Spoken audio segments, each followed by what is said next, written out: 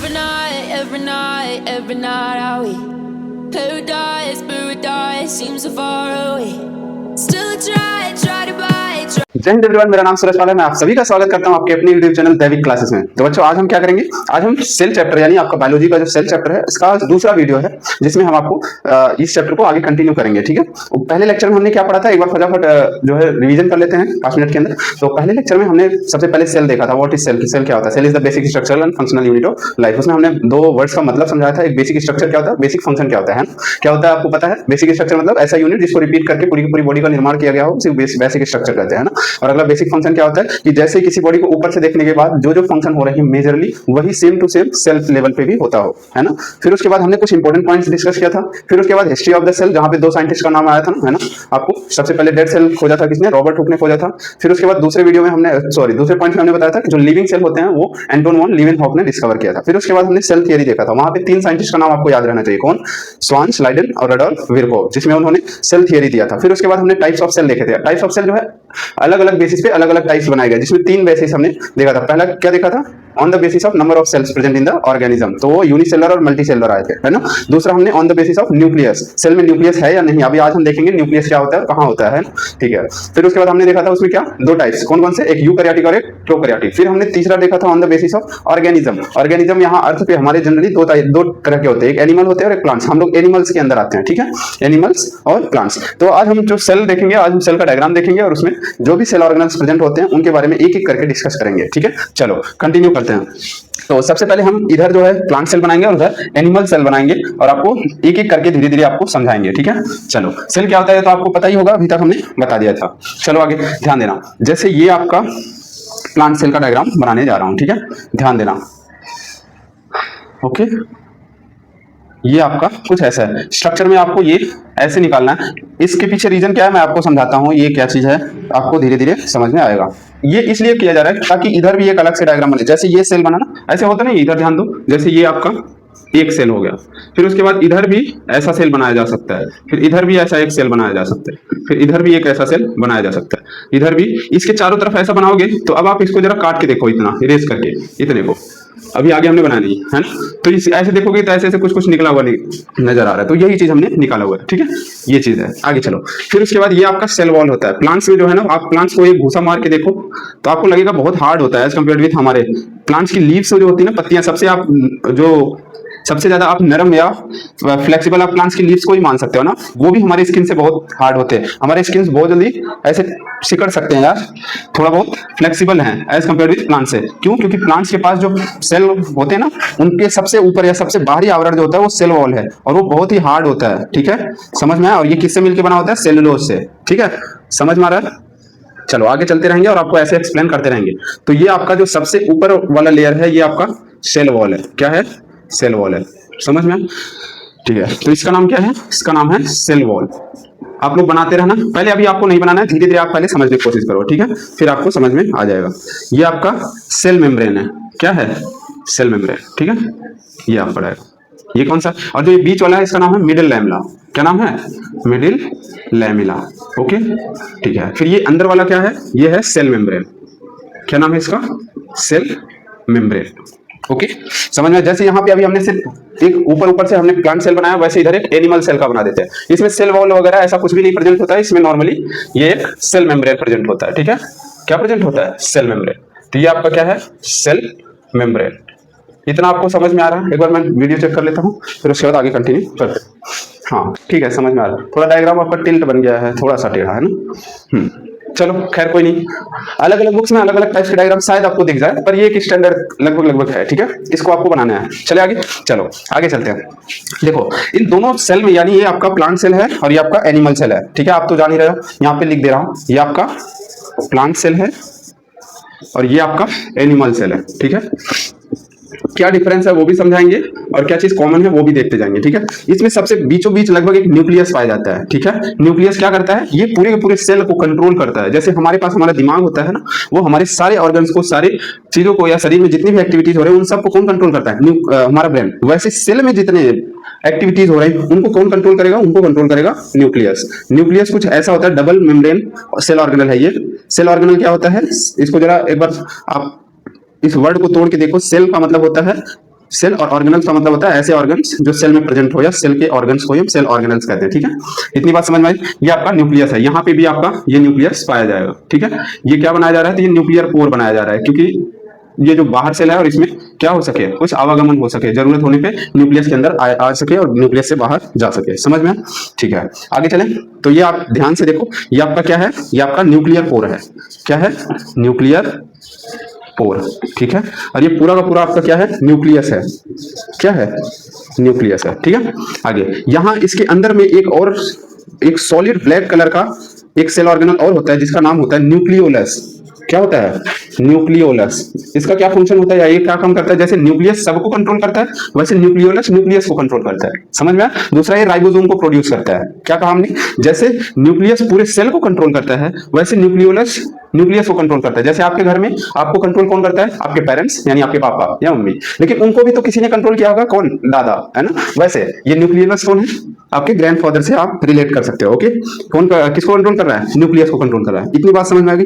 ठीक है, इसके अंदर एक बहुत सारा ऐसे क्रोमैटिन थ्रेड पाया जाता है। क्या पाया जाता है? Chromatin thread. आप कहोगे ये क्या होता है? ऐसा समझो, क्रोमैटिन सी है यहाँ पे, क्रोमैटिन थ्रेड। ठीक है, एक बार मैं देख लेता हूँ नीचे तक दिख रहा है या नहीं।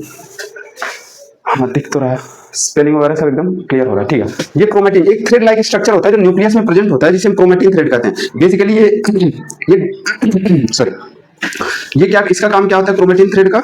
तो इसका काम होता है कि एक सेल से जब दूसरा सेल निर्माण होता है, बनता है, तो उसमें ये पूरा का पूरा इंफॉर्मेशन रखता है। जैसे किसी भी बॉडी में, जैसे हमारी बॉडी में यहाँ पे आंख है, यहाँ पे नाक है, 5 उंगलियां हैं, 2 पैर हैं, आगे ऐसे जो भी चीजें दिख रही है आपको, इसका कहीं ना कहीं एक इन्फॉर्मेशन स्टोर होगा। अदरवाइज में ये 2 आंख यहीं पे क्यों है, यहीं पे लगभग हर इंसान का क्यों हो जाता है, यहाँ से उठ के कहीं यहाँ क्यों नहीं हो जाता है ना? तो इसके पीछे क्या रीजन है? तो इसके पीछे रीजन है ये आपका क्रोमैटिन थ्रेड, यानी डीएनए होता है। ठीक है, डीएनए में आपका पूरा का पूरा इन्फॉर्मेशन स्टोर होता है। क्या स्टोर होता है? पूरा का पूरा इंफॉर्मेशन स्टोर होता है कि किसी भी बॉडी में कौन सा ऑर्गन किस जगह पे होगा, कितना बड़ा होगा, है ना? ये सारे के सारे, और सेल को कंट्रोल करने के लिए पूरा का पूरा एक ब्लूप्रिंट प्रेजेंट होता है। कहां पे? ये क्रोमैटिन थ्रेड में। इसीलिए इस न्यूक्लियस को जो आप कह रहे हो ना, ब्रेन ऑफ द सेल, इसका दूसरा नाम होता है। क्यों? क्योंकि ये कंट्रोल करता है, लेकिन कंट्रोल करता है तो इसका कहीं ना कहीं इंफॉर्मेशन होगा ना। जैसे आपके सारे सेल ऑर्गेनल, सॉरी, सारे ऑर्गन्स को कंट्रोल कौन करता है? ब्रेन। ब्रेन के पास अपना कुछ ना कुछ स्टोर डेटा पड़ा है ना? उसको कुछ ना कुछ समझ है ना? तभी तो वो कंट्रोल करता है। उसके बेसिस पे कहीं ना कहीं इंफॉर्मेशन तो होना चाहिए ना, उसी के रिगार्डिंग तो आप करोगे। जैसे किसी पे गुस्सा आ गया, एक झापड़ मार रहे हो, तो ये पूरा का पूरा इंफॉर्मेशन आपका ब्रेन से कैलकुलेशन होता है ना? क्या होता है? पूरा का पूरा इंफॉर्मेशन ब्रेन से कैलकुलेशन होता है कि हाँ, आप हाथ उठाना है, कैसे मारना है ना? ये सब चीजें पूरा का पूरा कौन कंट्रोल करता है? ये क्रोमैटिन थ्रेड इसके पास है। फिर अगला आपका ये है न्यूक्लियोप्लाज्म, एक फ्लूइड लाइक स्ट्रक्चर। यहाँ पे एक फ्लूइड भरा पड़ा होता है जिसका नाम क्या होता है? न्यूक्लियोप्लाज्म। ठीक है, क्या नाम है इसका? न्यूक्लियोप्लाज्म। थोड़ा सा जगह स्पेस कम पड़ रहा है, आप समझ पा रहे होगे, न्यूक्लियोप्लाज्म। ठीक है, यानी न्यूक्लियस के अंदर जो प्रेजेंट हो उसे न्यूक्लियोप्लाज्म कहते हैं। इतनी बात समझ में आ गई? सेम ऐसे ही आपका प्लांट सेल में होता है। ठीक है, सॉरी, एनिमल सेल में भी ऐसे ही होता है। यहाँ पे आपका ये क्या है? न्यूक्लियर पोर है। क्या है? न्यूक्लियर पोर है। तो आप इसे लिख लोगे, न्यूक्लियर पोर। यहाँ पे लिख रहा हूं तो यहाँ पे आप आई होप समझ पा रहे हो, न्यूक्लियर पोर। फिर ये आपका न्यूक्लियस है। ये क्या है? न्यूक्लियस। ठीक है, क्या है? न्यूक्लियस है। फिर उसके बाद इसमें भी आपका एक न्यूक्लियोलस होगा। न्यूक्लियोलस का क्या काम होता है? अभी हमने आपको बताया था। क्या काम होता है न्यूक्लियोलस का? ये किसको कंट्रोल करता है? न्यूक्लियस को कंट्रोल करता है। ये क्या है आपका? राइबोसोम है। अभी आप कहोगे सर सॉरी, राइबोसोम कह रहा हूं, क्रोमैटिन थ्रेड। क्या है ये? Chromatin thread. अभी आप एक सवाल कर सकते हो कि सर एक सेल ऑर्गेनल्स को अभी हम डिटेल में देखेंगे। ठीक है, कि समझ अगर नहीं आ रहा हो तो अभी सबका एक डायग्राम बनाएंगे अलग से और उसको अलग अलग से एक्सप्लेन करेंगे। आप खाली बने रहना, लास्ट तक देखते रहना, सेल में कोई भी डाउट्स नहीं रहेगा। ठीक है, हाँ, ये क्या है? न्यूक्लियोप्लाज्म। इसका नाम क्या है? न्यूक्लियोप्लाज्म। इतना आपने दोनों सेल्स में देख लिया। तो एक बार फिर से रिपीट कर देता हूं। ये जो और न्यूक्लियस में ये जो है, जैसे यहाँ पे देखो, सबसे पहले ऊपर देख लो सेल के, है ना? ये याद भी रखना है ना? प्लांट सेल में सबसे ऊपर वाला जो लेयर होता है उसे सेल वॉल कहते हैं। फिर जस्ट उसके नीचे जो होता है उसे मिडिल लैमेला कहते हैं। ठीक है, क्या कहते हैं? Middle lamella. मिडिल मतलब बीच का, यानी देखो ये बीच में लाइन है ना, इन दोनों लाइन के एकदम बीच में, इसलिए नाम है इसका मिडिल लैमेला। ठीक है, फिर उसके बाद सेल मेम्ब्रेन प्रेजेंट होता है। ठीक है, यहाँ कहीं लिखा हुआ होगा, नहीं लिखा, यहाँ लिखा हुआ है सेल मेम्ब्रेन। ठीक है, इतना हो गया इसका एक्सटर्नल। वैसे इधर सिर्फ एक ही नाम याद रखना है, सेल मेम्ब्रेन। ओके, फिर उसके बाद सेल के एकदम मिडिल में आ जाओ, बीचों बीच आ जाओ। जैसे यहाँ पे क्या होता है न्यूक्लियस, न्यूक्लियस के अंदर क्या होता है अब वो देख लेते हैं। न्यूक्लियस के अंदर तीन चीज आपको याद रखना है, एक होता है न्यूक्लियोलस, एक होता है क्रोमेटिन थ्रेड, एक होता है न्यूक्लियोप्लास्ट। सिर्फ इतना ही नाम याद रखना। क्या सिर्फ इतना ही होता है? नहीं, इसके अलावा बहुत सारी चीज होती है, लेकिन आप अभी 9th में बच्चा है ना, 9th में उतना ही सेल आपको खिलाया जाएगा या उतना ही दिया जाएगा जितना कि आप खा सको, समझ में? और उसी तरह से पढ़ाया जाएगा जिस तरह से आपके दिमाग में सेट हो जाए। वरना सेल बहुत बड़ी चीज है, ऐसा समझो कि एक एक सेल ऑर्गेनल्स के बारे में एक एक चैप्टर्स हो जाता है ना। मैंने पहले वीडियो में इसके बारे में बताया था, तो आपको उतना ज्यादा डेप्थ अभी नहीं पढ़ना है, आपको बहुत हायर क्लासेस में जब जाओगे तो आपको पढ़ाया जाएगा। आगे बढ़ जाए, चलो आगे फिर अब हम देखेंगे इस सेल को एकदम मैकेनिकली सपोर्ट देने के लिए, जैसे हमारी बॉडी को एक मैकेनिकल सपोर्ट देने के लिए हमारे पास क्या है, तो हमारे पास बोन्स है ना, क्या है, बोन्स है। तो वैसे इसके पास भी एक सेल को मैकेनिकल सपोर्ट देने के लिए इंडोप्लाज्मिक रेटिकुलम होता है, ठीक है। क्या होता है? Endoplasmic reticulum. उसका स्ट्रक्चर कुछ यूं होता है, ठीक है। समझ में आ रही बात? ऐसे ही कुछ होता है, ये होता है, ठीक है, इसको ऐसे समझ लो। और इसके पास एक बड़ा सा डस्टबिन भी होता है जिसे हम वैक्यूल्स कहते हैं, ठीक है। एकदम ये इधर ही बनाने में थोड़ा सा वो हो जाएगा, है ना, थोड़ा बहुत डायग्राम इरेज विरेज होता रहेगा इसमें, ठीक है। हाँ, ये इधर एक बना दे रहा हूँ पहले बैक, ठीक है, उसके बाद इसको बना देता हूँ, इधर देखते रहना।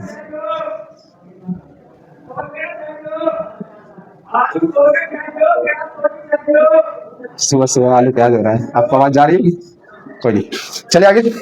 हाँ, तो इसका नाम क्या है? इसका नाम है वैक्यूल्स। वैक्यूल्स का क्या काम होता है ये ध्यान दो। जैसे सेल में आप बहुत सारे अभी रिएक्शन होंगे या बहुत सारी चीज खाना वगैरह, यहाँ पे फूड वगैरह प्रेजेंट होगा, तो बहुत सारे क्या होंगे, वेस्टेज प्रोड्यूस होंगे। जैसे हमारी बॉडी में वेस्ट प्रोड्यूस होता है ना, यूरिन और आपका एक्सक्रीशन वगैरह होता है, तो वो कहीं ना कहीं एक जगह स्टोर होना जरूरी है। ऐसा नहीं चलते फिरते रास्ते में हर जगह होना शुरू हो गया है ना, वो एक स्टोरेज होती है बॉडी में। जैसे यूरिनरी ब्लैडर में आपका यूरिन स्टोर होता है, जब वो फुल हो जाता है या भर जाता है तो आपको एक ब्रेन आपको सिग्नल देता है कि आप इसको खाली करो, टंकी को, ठीक है।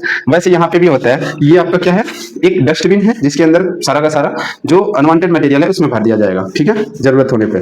आगे बढ़े, चलो। हाँ, अब ध्यान देना, ये वैक्यूल्स हो गया, ये आपका इंडोप्लाज्मिक रेटिकुलम है। अब इंडोप्लाज्मिक रेटिकुलम भी दो टाइप्स होते हैं, एक रफ और एक स्मूथ। रफ कैसे होता है? जैसे अगर इनकी सरफेस पे राइबोसोम प्रेजेंट हो गया, जैसे ये देखो राइबोसोम प्रेजेंट कर दिया मैंने, ठीक है, तो अब इनका सरफेस क्या हो जाएगा, थोड़ा सा रफ हो जाएगा, है ना, थोड़ा सा रफ मतलब थोड़ा सा खुरदुरा हो जाएगा, तो इसे हम कहेंगे RER। RER stands for rough endoplasmic reticulum. यहाँ पे लिख लेना, ठीक है, रफ इंडोप्लाज्मिक रेटिकुलम लिख लोगे, इंडोप्लाज्मिक, यहाँ पे एक स्पेस कम पड़ रहा है, ठीक है, यहाँ थोड़ा सा इरेज करके यहाँ पे लिखते हैं, rough endoplasmic reticulum, reticulum, okay, यहाँ पे एरो दे दें, समझ में? ये आपका RER हो गया, ठीक है। वैसे ये आपका क्या हो जाएगा, ये आपका SER हो जाएगा, स्मूथ इंडोप्लाज्मिक रेटिकुलम, ठीक है। आगे समझ में आया? इतनी बात समझ में आई? वैसे सेम टू सेम यहाँ पे भी होगा, बट यहाँ के वैक्यूल्स जो है वो बहुत छोटे छोटे होंगे, बहुत ही छोटे छोटे होंगे, लेकिन बहुत ज्यादा होंगे, एक ही नहीं होंगे। प्लांट्स में बहुत एक बड़ा होता है और ये लगभग एक या एक से ज्यादा भी हो जाता है, कभी कभी दो भी हो जाते हैं, ठीक है, इसका कोई फिक्स नंबर नहीं होता।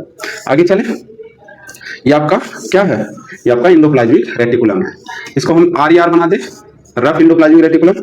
फुल फॉर्म नहीं लिखे तो आप लिख लोगे ना, क्योंकि उधर लिखा हूं मैंने, है ना। तो ये आपका RER हो गया, ये आपका क्या हो जाएगा, ये आपका SER हो जाएगा, स्मूथ इंडोप्लाज्मिक रेटिकुलम, ठीक है, SER, स्मूथ इंडोप्लाज्मिक रेटिकुलम। इतनी बात समझ में आ गई, ठीक है। अब उसके बाद आगे देखते रहना। अब इसमें बहुत सारे सेल ऑर्गेनल्स और भी होते हैं, तो अभी आपने जितना पढ़ा है उसको फटाफट फटाफट एक बार रिवीजन करो, है ना। चलो रिवीजन करते हैं। देखो, सेल है plant cell, animal cell. Plant cell में क्या होता है, पहले ऊपर ही एक लेयर देख लेते हैं, ऊपर ऊपर से। तो सबसे पहले सेल वॉल होता है, फिर मिडिल लैमेला होता है, फिर सेल मेम्ब्रेन होता है। इसमें सिर्फ और सिर्फ सेल मेम्ब्रेन होता है, फिर बीचों बीच एकदम न्यूक्लियस आता है। न्यूक्लियस को कंट्रोल ऑफ द, दूसरा इसका नाम होता है ब्रेन ऑफ द सेल, है ना। क्यों ऐसा कहा? क्योंकि ये पूरे के पूरे सेल को कंट्रोल करता है। क्या करता है? कंट्रोल करता है। सेम दोनों में होता है न्यूक्लियस, ओके। न्यूक्लियस दो लेयर से बाउंड होता है, देखो ये दो लेयर से घिरा हुआ है, ठीक है, दो लेयर से बना होता है। आगे न्यूक्लियस के अंदर तीन नाम आपको याद रखना है, एक न्यूक्लियोलस, न्यूक्लियस के अंदर एक न्यूक्लियोलस, एक क्रोमेटिन थ्रेड और एक न्यूक्लियोप्लाज्म। ये नाम याद रहेगा, न्यूक्लियोलस, क्रोमेटिन थ्रेड, न्यूक्लियोप्लाज्म। इनका काम क्या होता है, एक एक देख लेते हैं। पूरे पूरे न्यूक्लियस को हम कहते हैं ब्रेन ऑफ द सेल, क्योंकि ये पूरे पूरे सेल ऑर्गेनल्स को कंट्रोल करता है, कौन क्या काम करेगा, ठीक है। अभी बहुत सारे सेल ऑर्गेनल्स बचे हैं, समझ में।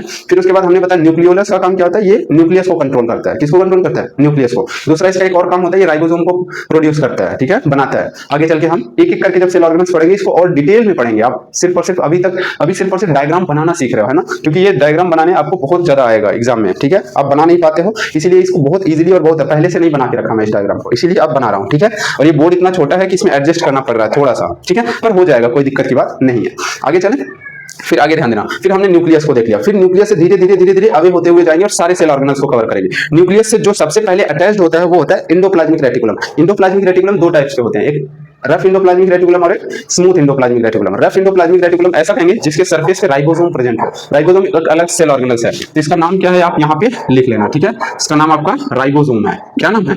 राइबोसोम, ठीक है। इसका नाम क्या है आपका? राइबोसोम। यहाँ पे आप लोग लिख लो।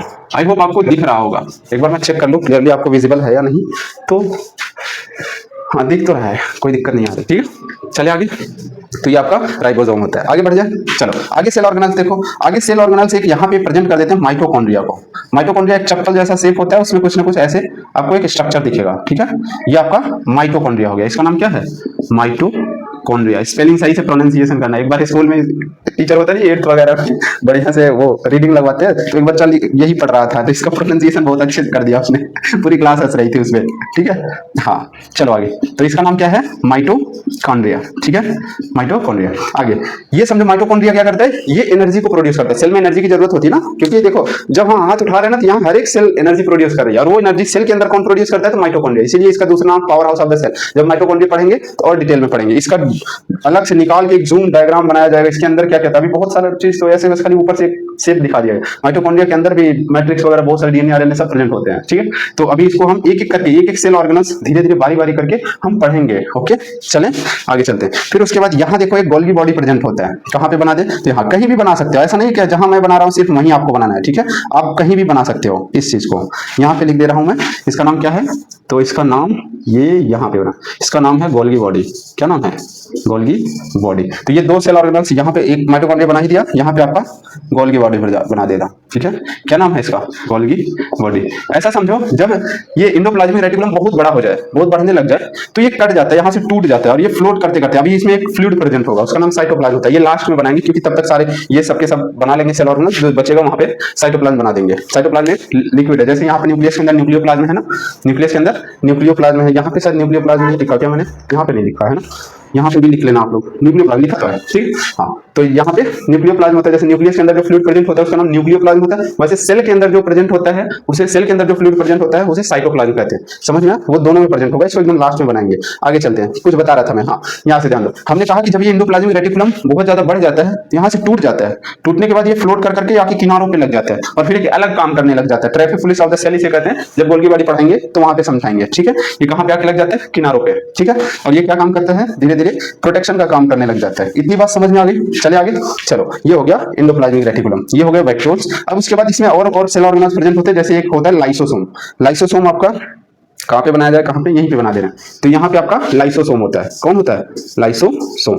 ये क्या काम करता है? कभी कभी कुछ कुछ ऐसे फूड पार्टिकल्स आ जाते हैं जो डाइजेस्ट नहीं हो पाते हैं इसमें, है ना, और वो इतना ज्यादा हार्मफुल हो जाते हैं तो वो इस सेल को तो मारेंगे, आसपास के सारे सेल को भी डिस्टर्ब करेंगे, क्योंकि एक सेल दूसरे सेल को सिग्नल भेजता है या बातचीत करता है। हमने पहले भी लेक्चर में इंपॉर्टेंट पॉइंट में ये बात बताया था। अगर मान लो इसके पास कुछ न कुछ ऐसी फूड पार्टिकल्स आ गया और ये नहीं पचा पा रहा है, तो ये बगल वाले सेल को भी तो दे सकता है कि ले जाओ, आप ले लो, इसको पचाओ, तो इससे अगला वाला सेल डिस्टर्ब हो जाएगा, है ना। तो ऐसी जब भी कोई अनइवन मतलब ऐसे कोई अनवांटेड फूड पार्टिकल आ जाए जो इस सेल के बस की नहीं हो पचाना या इसके लिए हार्मफुल हो, तो ये क्या काम करेगा? ये लाइसोसोम जाएगा, उसके ऊपर बस्ट हो जाएगा। इसके ऊपर बहुत हाईली एंजाइम्स होते हैं इसके पास, जो उस फूड पार्टिकल्स पे जाके ऐसे पड़ेगा तो वो पूरा पूरा डिस्ट्रॉय हो जाएगा, यानी खत्म हो जाएगा, और ये पूरा सेल भी डिस्ट्रॉय हो जाएगा। एक सेल डिस्ट्रॉय हो गया चलेगा, अदरवाइज ये फूड पार्टिकल इसको मारता, फिर वो वाला फूड पार्टिकल आगे सेल में जाता, फिर उसको मारता, फिर वहां भी नहीं खत्म हो पाता, फिर अगले सेल को मारता और पूरी सेल को खा जाता है वो फूड पार्टिकल। इतना हार्मफुल फूड पार्टिकल ही नहीं जरूरी हो, वो वायरस वगैरह भी हो सकता है ना, कोई इंटर कर जाए। तो इस तरह से ये लाइसोसोम आपकी सुरक्षा करता है या सेल की सुरक्षा करता है ताकि बचे, इसीलिए इसका नाम suicidal bag of the cell है, ठीक है। तो यहाँ पे आपका लाइसोसोम भी बना दे रहा है, ठीक है। क्या नाम है इसका? लाइसोसोम, ठीक है। ओके आगे चले, चलो आगे चलते हैं। इतना हो गया, इतना आप लोग देखते रहो, मैं एक बार चेक कर लेता हूँ कैमरे में, कोई दिक्कत नहीं, ठीक है। इतना आपको समझ में आ रहा है। चले आगे, आगे बढ़ते हैं, आगे देखते हैं और क्या क्या हो सकता है ना। चलो याद रखना, प्लांट सेल में एक अलग से सेल ऑर्गेनल प्रेजेंट होता है जिसका नाम होता है क्लोरोप्लास्ट, ठीक है। ये क्लोरोप्लास्ट होते हैं, ठीक है। ये आगे और अच्छे से डिटेल में पढ़ाया जाएगा। ये एनिमल सेल में नहीं होता है, इसी की वजह से आपका क्या होता है, प्लांट जो है ऑटोट्रॉफ होता है, क्लोरोप्लास्ट, क्योंकि ये सेल ऑर्गेनल इसके पास एक टेंडेंसी होती है जो सन की लाइट को कैप्चर कर पाता है। यहाँ पे थैलाकोइड शैग्रेनम है ना, ये अभी आपको जब डिटेल डायग्राम बनाएंगे तो समझाएंगे। इस सेल ऑर्गेनल के पास एक ऐसी टेंडेंसी होती है, एक ऐसी कैपेसिटी होती है जिसके थ्रू ये सेल लाइट को कैप्चर करता है और एनवायरमेंट से CO2, वाटर, इन सबको लेके उनमें उस एनर्जी को बांध देता है या इन्वॉल्व कर देता है। समझ में? ये एक एंडोथर्मिक रिएक्शन करवाता है। एंडोथर्मिक रिएक्शन आप केमिस्ट्री में पढ़ोगे, एक्सोथर्मिक, एंडोथर्मिक। एंडोथर्मिक रिएक्शन ऐसे होते हैं जब रिएक्शन करो तो एनर्जी देना पड़े, यानी वो एनर्जी खा ले, ठीक है, उस रिएक्शन को हम एंडोथर्मिक कहते हैं। और जब एनर्जी रिलीज हो ऐसे रिएक्शन में तो वहां पे कहते हैं एक्सोथर्मिक, ठीक है। तो ये एंडोथर्मिक रिएक्शन करवा देता है कौन, ये आपका क्लोरोप्लास्ट। ये किसमें नहीं होता, एनिमल सेल में नहीं होता है। इतनी बात समझ में आ गई, ठीक है। आगे बढ़ जाए, अभी बहुत सारे सेल ऑर्गेनल्स बचे भी होंगे तो हम एक एक करके अभी वो भी हम देखेंगे, ठीक है। लाइसोसोम हो गया, राइबोसोम हो गया, माइटोकॉन्ड्रिया हो गई और ये सब, ठीक है। आगे एक वेसिकल्स होते हैं, वैक्यूल्स होते हैं, ये भी हमने लिख दिया। और भी कुछ बचे हुए हों तो मैं वो देखता हूँ, ठीक है। ठीक है, ठीक है, ठीक है, ठीक है। मोटा मोटी सेल ऑर्गेनल्स प्रेजेंट हो है। तो इतना अब आप एक सवाल कर सकते हो कि सर कितना सेल ऑर्गेनल्स हम किसी डायग्राम में दिखा दे, हमें टीचर्स मार्क्स दे दे। लगभग 10। एक बार काउंट करो, आपने 10 नाम बता दिए, 1 2 3 4 5 6 7 8 9 10 11 12 13 14 15 16 नाम इसमें हो गए। 1 2 3 4 5 6 7 8 9 10 11 12 13 से 14 इसमें भी नाम हो गए, ठीक है। ये इतने नाम हो गए तो आपको इतना चीजें समझ में आ रही होगी। एक मिनट में चेक करता हूँ, नीचे आपको जा रहा है। तो इतना आपको समझ में आ गया, ठीक है। आगे बढ़े, और कोई अगर सेल ऑर्गेनल्स अगर छूट रहे हो तो मैं उसको देखूंगा और आपको समझाऊंगा, ठीक है। चले आगे, चलो आगे बढ़ते हैं। तो अब हमने जितना यहाँ पे सेल ऑर्गेनल्स हमने देखा है उसको एक एक करके धीरे धीरे पढ़ेंगे। सबसे पहले एक बार मैं इसको फिर से समझाऊंगा आपको और आपको आपके दिमाग में पहले फिट करूंगा ताकि आप बना पाओ इसे, ठीक है। इसको 3-4 बार आप अपनी कॉपी में बनाओगे, ठीक है, तभी आपको आएगा। वरना आप सिर्फ और सिर्फ लेक्चर देख के कहो कि हमें आ गया तो बहुत मुश्किल है, ठीक है। चलो, तो हमने देखा था on the basis of organism में 2 टाइप्स, ठीक है, एक प्लांट सेल और एक एनिमल सेल। प्लांट सेल और एनिमल सेल दिखते कैसे हैं हम उनको देखेंगे, कैसे क्या डिफरेंस होता है वही हम देखने जा रहे हैं, ठीक है। तो पहला डिफरेंस है आपको सबसे ऊपरी लेयर में कि यहाँ पे सेल वॉल होता है, यहाँ पे सिर्फ और सिर्फ सेल मेम्ब्रेन होता है। सेल मेम्ब्रेन इसमें भी होता है लेकिन इसमें सेल वॉल नहीं होता है, ठीक है। इसीलिए किसी प्लांट्स को आप बहुत ध्यान से देखोगे या गौर करके देखोगे वो जनरली हार्ड होता है। उसकी लीव्स भी हमारी स्किन से हार्ड होती है, उसकी लीव्स ऐसे ऐसे स्लिप नहीं करती। अगर आप उसकी लीव्स को मोड़ोगे ना तो ऐसे टूटना सा आवाज आता है। टूटना मतलब समझते हो, मतलब ऐसे पट्टा से टूट जाए, है ना। और हमारी स्किन को कोई मोड़ेगा तो ये बहुत फ्लेक्सिबल होती है, वो आसानी से मुड़ जाती है, टूटती नहीं है। स्किन वगैरह को देखो, है ना, समझ में, तो बहुत ज्यादा हार्ड नहीं होता, इसीलिए हमारे पास सेल वॉल नहीं होता, ठीक है। और इसके पास क्या होता है, सेल वॉल होता है। फिर उसके बाद इसका दूसरी लेयर जो होता है एकदम मिडिल बीचों बीच होता है, इसीलिए इसका नाम जो होता है वो मिडिल लैमेला होता है। फिर उसके बाद सेल मेम्ब्रेन भी इसमें होता है। ये क्या काम करते हैं, तो एक सेल को एक फिक्स शेप देते हैं ना। अगर सेल वॉल या सेल मेम्ब्रेन ना हो तो सोचो क्या हो जाएगा, ये पूरा का पूरा फट जाएंगे और साइटोप्लाज्म, अच्छा साइटोप्लाज्म रह गया, हाँ देखो साइटोप्लाज्म रह गया। तो ये साइटोप्लाज्म जितना स्पेस बचा हुआ है यहाँ पे एक फ्लूइड मटेरियल भरे होंगे, वरना ये सब के सब गिर जाएंगे ग्रेविटी की वजह से नीचे, है कि नहीं। यहाँ पे कुछ न कुछ फ्लूइड होंगे कि नहीं। इसका नाम क्या होगा, इसका नाम साइटोप्लाज्म होगा। हमने इसको कहा था बाद में बताएंगे, यहाँ पे अब आपको लास्ट में लिख देना। तो यहाँ पे क्या हो जाएगा, यहाँ पे साइटोप्लाज्म, ऐसे फ्लूइड लाइक स्ट्रक्चर भरे पड़े होंगे, इसका नाम क्या होगा, साइटोप्लाज्म, ठीक है। इसका नाम क्या होगा, इसका नाम साइटोप्लाज्म होगा, ठीक है, साइटोप्लाज्म। यहाँ दिख रहा होगा नीचे तक, एक बार मैं चेक कर लूं, थोड़ा सा कट रहा है पर आप समझ गए होंगे, साइटोप्लाज्म। चलो यहाँ तक ध्यान दो। हाँ, तो हम न्यूक्लियस लेयर सबसे पहले ऊपर लेयर हमने खत्म कर लिया। क्या क्या होता है इसमें, cell wall, middle lamella, cell membrane. इसमें क्या होता है, सेल मेम्ब्रेन। फिर उसके बाद अंदर आते हैं, सबसे पहले एकदम बीचों बीच में आ जाते हैं न्यूक्लियस के पास, जो कि सारे सेल ऑर्गेनल्स, जैसे इसका काम क्या है, इसका काम है कि ये फोटोसिंथेसिस की प्रोसेस को करे। ये कंट्रोल कौन करता है या ये चीज बनवाएगा कौन, सेल ऑर्गेनल्स। इस सेल ऑर्गेनल्स को ये बनवाएगा न्यूक्लियस। कैसे बनवाएगा, वो उसके पास होता है अपना दिमाग, और उस दिमाग का नाम क्या होता है, ब्लूप्रिंट होगा। उसी ब्लूप्रिंट का नाम होता है क्रोमेटिन थ्रेड, ठीक है। इसमें सारे इंफॉर्मेशन स्टोर होते हैं कि कितने सेल ऑर्गेनल्स कब कहाँ जरूरत है, उस हिसाब से वो इसको ऑर्डर देगा। जैसे मान लो जो ऐसा कोई होगा जो इस सेल ऑर्गेनल्स को बनाता होगा, तो यहाँ से इंफॉर्मेशन निकलेगा और वो सिग्नल के फॉर्म में किसी और के पास जाएगा, फिर उसे ऑर्डर मिलेगा, फिर वो ये सेल ऑर्गेनल्स को बना देगा। समझ में, ये कौन काम करता है, ये पूरा न्यूक्लियस काम करता है। इसीलिए इसका दूसरा नाम जो होता है ब्रेन ऑफ द सेल होता है। अब इस सबका इस डायग्राम को इरेज करके फिर एक सारे सेल ऑर्गेनल्स का लिस्ट बना देंगे और उसका क्या काम होता है वो भी लिख देंगे। लेकिन अभी सिर्फ और सिर्फ डायग्राम पे फोकस करो, है ना, कि लोकेशन कहाँ कहाँ होता है, ताकि आगे जब क्लासेस में जब पढ़ाए ना तो आपको जैसे ही नाम ले ले तो आपको इमेजिन हो जाए कि हाँ सेल में कहाँ पे प्रेजेंट होता है, ठीक है। चलो, क्या काम नहीं, ये न्यूक्लियस होता है। न्यूक्लियस में तीन नाम आपको याद रखना है, क्रोमेटिन थ्रेड होता है, एक न्यूक्लियोलस होता है, एक न्यूक्लियोप्लाज्म होता है। जैसे सेल के अंदर जो फ्लूइड मटेरियल प्रेजेंट हो, पानी जैसा स्ट्रक्चर, पानी जैसा चीजें प्रेजेंट हो, एकदम फ्लूइड हो, है ना, तरल हो, उस स्ट्रक्चर को न्यूक्लियस के अंदर अगर वो फ्लूइड प्रेजेंट है तो उसका नाम जो है न्यूक्लियोप्लाज्म हो जाता है। और पूरे सेल के अंदर जो फ्लूइड मटेरियल प्रेजेंट है अगर वो होता है तो उसे साइटोप्लाज्म कहते हैं, ठीक है। तो ये न्यूक्लियोप्लाज्म हो गया, क्रोमेटिन थ्रेड हो गया, न्यूक्लियोलस हो गया। इन तीनों का काम क्या होता है ये भी ध्यान से देख लो। न्यूक्लियोलस का काम होता है कि ये न्यूक्लियस को कंट्रोल करे और दूसरा इस राइबोसोम को प्रोड्यूस करे। जैसे ये जो राइबोसोम बैठे हैं ना, इन राइबोसोम को क्या करेगा, यही बनाता है और यहाँ से न्यूक्लियर कोर से बाहर निकल के यहाँ पे जाके अटैच हो जाते हैं, ठीक है। फिर अभी हम बताएंगे और क्या काम होता है, आगे चलते हैं। क्रोमेटिन थ्रेड क्या होता है, तो इसके अंदर पूरी इंफॉर्मेशन स्टोर होती है जो कि उसी की मदद से पूरा का पूरा सेल कंट्रोल होता है। आगे चले, चलो। फिर उसके बाद न्यूक्लियोप्लाज्म का क्या काम होता है, ये इन दोनों को एक मीडियम प्रोवाइड करता है ताकि ये स्टेबल तो रहे, वरना ये पूरे के पूरे ऐसे धड़ाम से यहाँ गिर जाएंगे। जैसे हम खड़े हैं, हमारे सारे सेल ऑर्गेनल्स के सारी चीजें नीचे डाउन हो जाएंगी, सेटल डाउन हो जाएंगी। उसको करने जैसे पानी वगैरह होता है तो उसमें उसमें अगर कोई गेंद वगैरह बॉल वगैरह डाल दे तो फ्लोट तो करता है ना, पानी ना रहेगा तो फटाक से धरातल पे चला जाएगा। वैसे ही समझो ये एक मैकेनिकल मीडियम प्रोवाइड करता है इसको, ठीक है, बाकी सेल ऑर्गेनल्स को। समझ में आया? तो इसका नाम क्रोमेटिन थ्रेड, इसका नाम न्यूक्लियोलस और इसका नाम न्यूक्लियोप्लाज्म। फिर उसके बाद हम आगे बढ़ते हैं, वैसे वैसे आगे चलेंगे। जितना सेल ऑर्गेनल्स इसमें है लगभग सारे सारे इसमें है, तो इसमें बताने की जरूरत नहीं, इसलिए इसी से बता रहे हैं। चले आगे। फिर उसके बाद यहाँ पे जाओ, ये आपका एंडोप्लाज्मिक रेटिकुलम, ये सेल को फुला के रखता है, एक मैकेनिकल सपोर्ट देता है, जैसे हमारे पास स्केलेटल सिस्टम होता है। दूसरा, इनमें दो टाइप्स होते हैं, इनका अलग अलग और भी बहुत सारे काम होते हैं। एक सेल ऑर्गेनल सिर्फ एक ही काम नहीं करता, एक से ज्यादा काम कर सकता है ना। समझ में आ रही? जैसे हाथ का काम सिर्फ और सिर्फ किस लिए होता है? खाना खाना नहीं होता, चलना फिरना भी होता है, जरूरत पड़ने किसी को झपड़ियाने में भी काम आ सकता है ना, ठीक है। अलग अलग एक्टिविटी, कभी बोझा वगैरह उठाने के भी काम आ सकते हैं ना, या कभी अलग अलग काम हो सकता है इसी हाथ का। वैसे एक सेल ऑर्गेनल्स का सिर्फ एक काम नहीं होता, एक से बहुत सारे। अब क्या क्या कर सकता है वो जब हम एक एक सेल ऑर्गेनल्स पढ़ेंगे अभी से, एक एक सेल ऑर्गेनल्स, जैसे राइबोसोम एक अलग से टॉपिक बनाएंगे, फिर राइबोसोम भी अलग अलग 70S 80S दो टाइप्स के होते हैं, ठीक है, तो वहां पढ़ाया जाएगा। लेकिन अभी जितना पढ़ाया जा रहा है सिर्फ उतने पे ध्यान दो। तो हमने क्या कहा, इंडोप्लाज्मिक रेटिकुलम, ये क्या करेगा, सेल को फुला के रखेगा। दूसरा जो रफ इंडोप्लाज्मिक रेटिकुलम होता है उसमें राइबोसोम प्रेजेंट होता है, स्मूथ इंडोप्लाज्मिक राइबोसोम नहीं प्रेजेंट होता है, इसलिए उसका नाम SER स्मूथ इंडोप्लाज्मिक रेटिकुलम यहाँ पे, ठीक है।